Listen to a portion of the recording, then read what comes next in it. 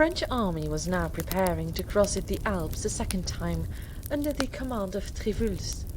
Louis XII had come as far as Lyon in the company of Cesare Borgia and Giuliano della Rovere, on whom he had forced a reconciliation, and towards the beginning of the month of May had sent his vanguard before him, soon to be followed by the main body of the army. The forces he was employing in this second campaign of conquest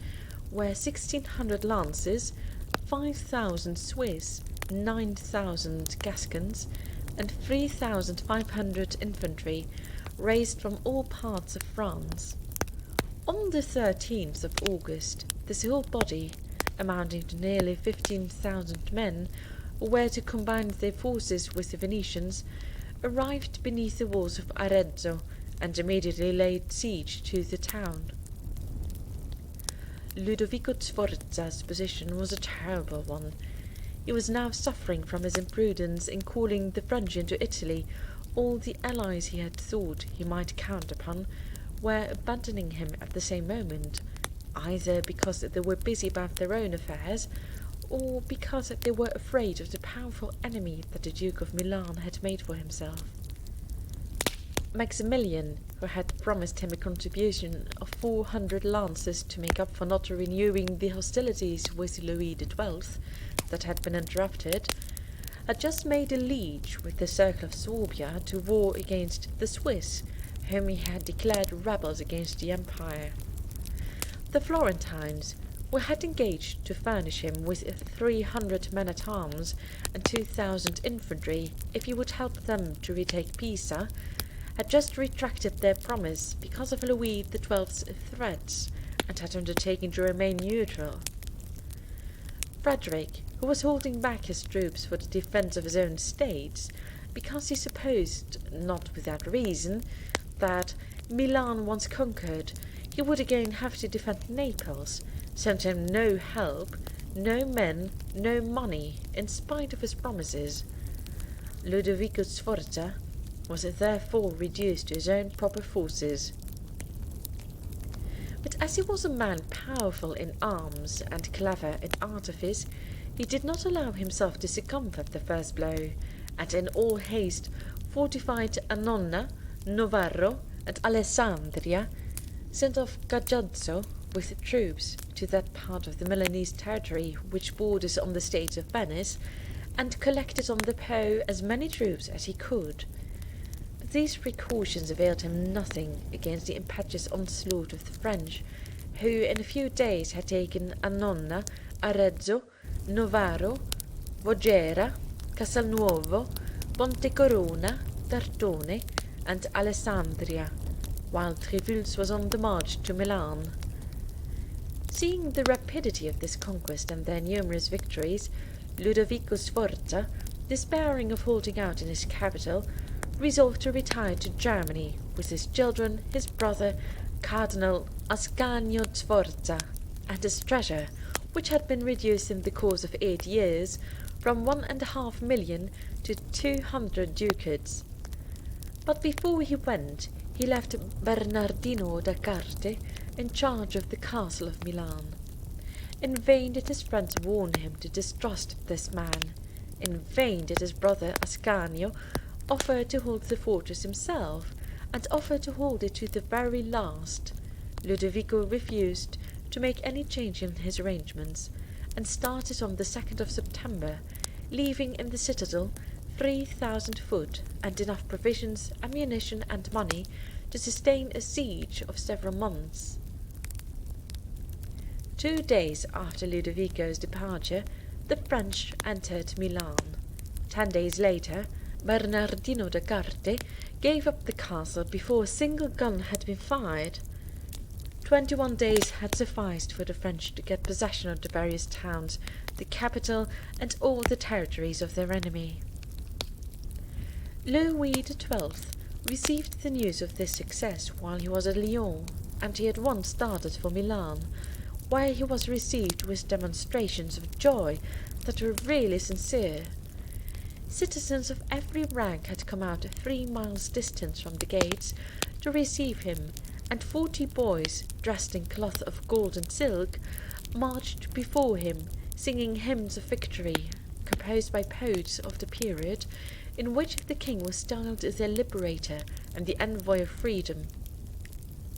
The great joy of the Milanese people was due to the fact that friends of Louis had been spreading reports beforehand that the King of France was rich enough to abolish all taxes, and so soon as the second day from his arrival at Milan, the conqueror made some slight reduction, granted important favours to certain Milanese gentlemen, and bestowed the town of Vigavano on Trivulus as a reward for his swift and glorious campaign. But Cesare Borgia, who had followed Louis XII with a view to playing his part in the great hunting ground of Italy, scarcely waited for him to attain his end when he claimed the fulfilment of his promise, which the king with his accustomed loyalty hastened to perform. He instantly put at the disposal of Cesar 300 lances under the command of Yves d'Allegre, and 4,000 Swiss under the command of the bailiff of Dijon, as a help in his work of reducing the vicars of the church. We must now explain to our readers who these new personages were whom we introduce upon the scene by the above name. During the eternal wars of Guelphs and Ghibellines and the long exile of the popes at Avignon, most of the towns and fortresses of the Romagna had been usurped by petty tyrants, who, for the most part, hard received from the empire the investiture of their new possessions. But ever since German influence had retired beyond the Alps, and the popes had again made Rome the centre of the Christian world,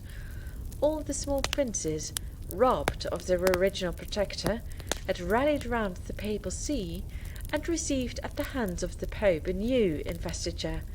and now they paid annual dues, for which they received the particular title of Duke, Count, or Lord, and the general name of Vicar of the Church. It had been no difficult matter for Alexander, scrupulously examining the actions and behaviour of these gentlemen during the 7 years that had elapsed since he was exalted to St. Peter's throne, to find in the conduct of each one of them something that could be called an infraction of the treaty between vassals and suzerain. Accordingly, he brought forward his complaints at a tribunal established for the purpose, and obtained sentence from the judges to the effect that the vicars of the church, having failed to fulfil the conditions of their investiture, were despoiled of their domains, which would again become the property of the Holy See. As the Pope was now dealing with men against whom it was easier to pass a sentence than to get it carried out, he had nominated as Captain General the new Duke of Valentinois, who was commissioned to recover the territories for his own benefit. The lords in question were the Malatesti of Rimini, the Sforza of Pesaro, the Manfredi of Faenza, the Riari of Imola and Farli, the Variani of Camerina, the Montefeltri of Urbino, and the Gaetani of Sermoneta. But the Duke of Valentinois, eager to keep as warm as possible his great friendship with his ally and relative Louis XII,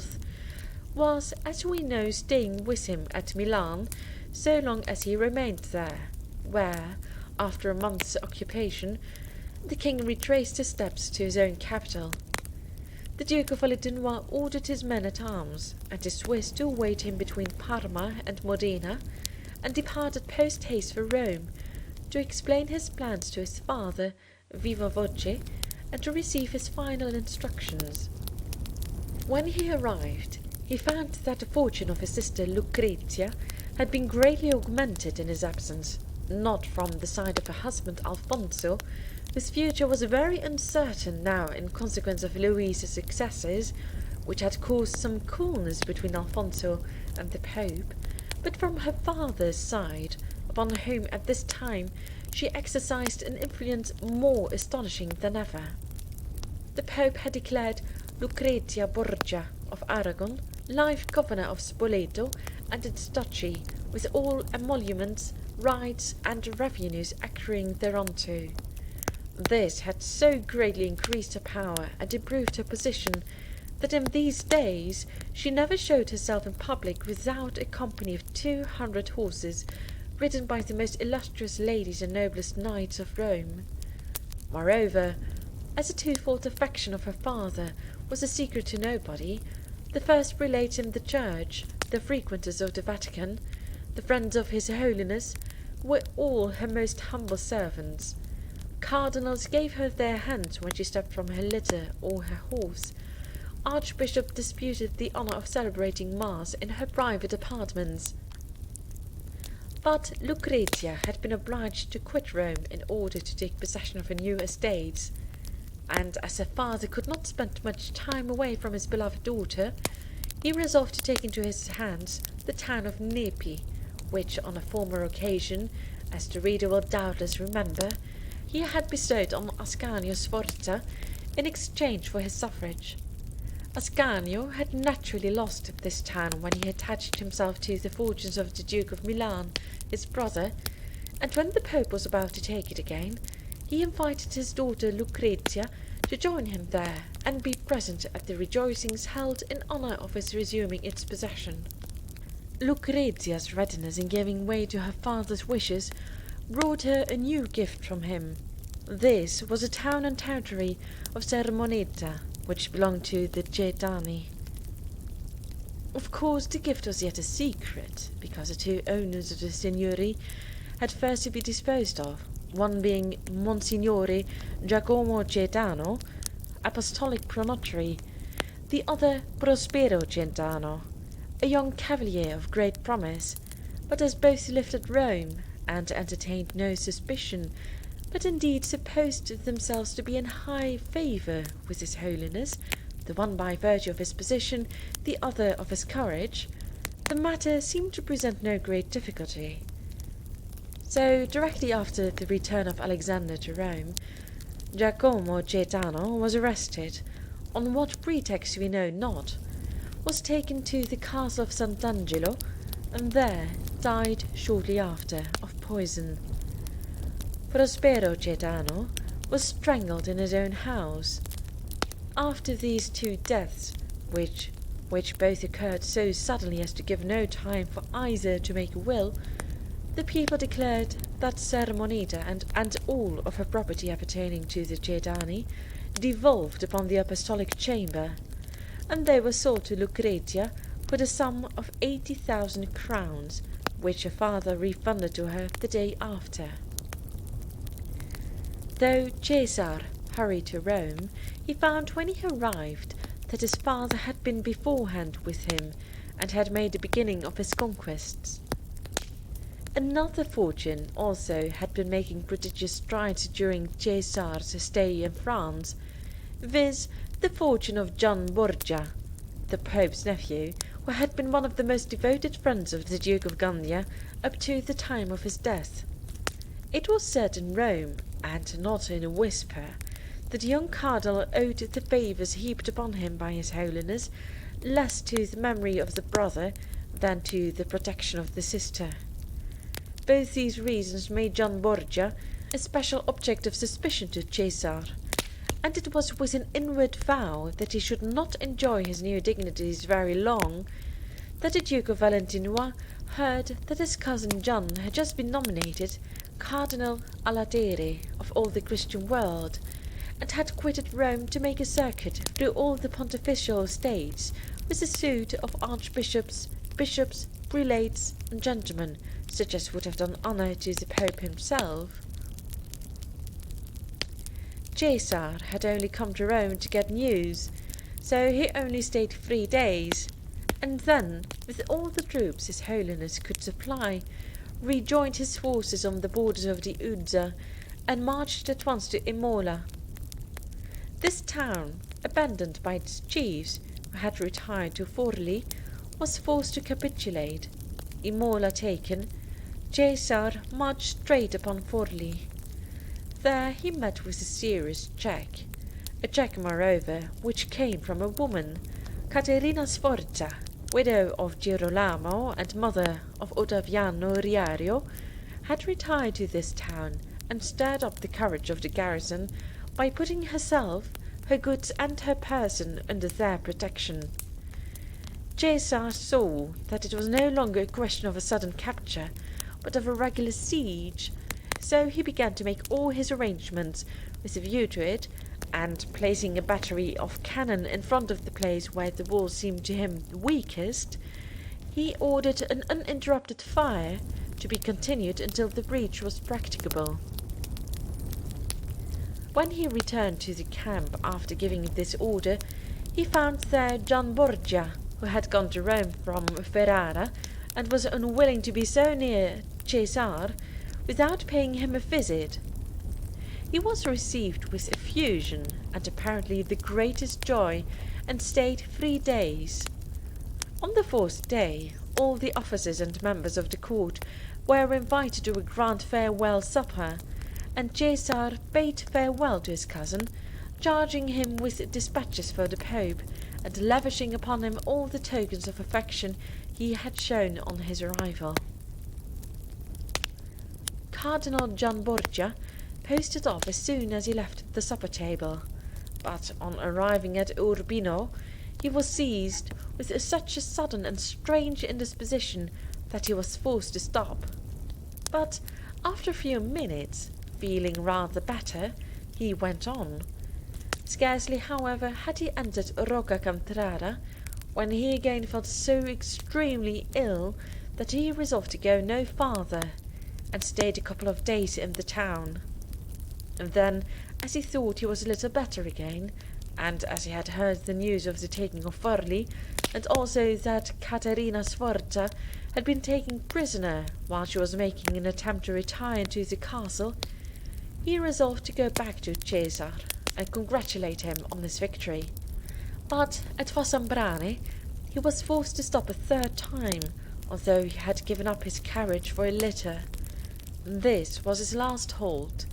The same day he sought his bed, never to rise from it again. 3 days later he was dead.